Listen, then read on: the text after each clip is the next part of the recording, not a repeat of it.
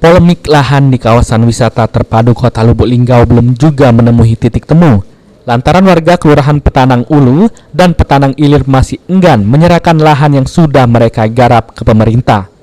Karena warga menginginkan ganti rugi lahan bukan relokasi. Menanggapi hal tersebut, Sekretaris Daerah Kota Lubuk Linggau mengungkapkan masyarakat harus berterima kasih dan menyadari lahan yang mereka garap ini memang hak pemerintah.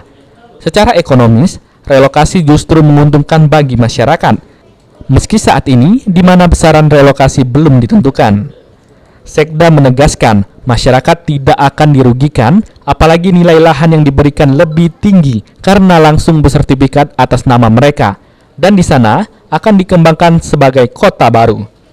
Dalam waktu dekat, hasil pendataan yang sudah dilakukan akan segera ditindaklanjuti dengan pengecekan ke lapangan.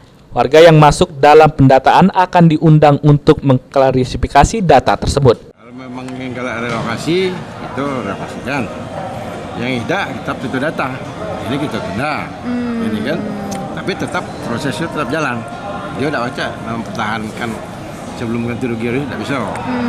Dan mereka juga harus berterima kasih lah ya.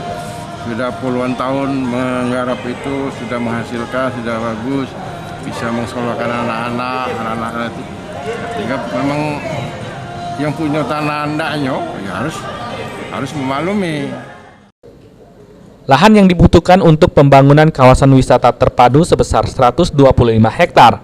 Saat ini progres pengerjaan baru berupa akses jalan masuk. Trihajaria, PAL TV.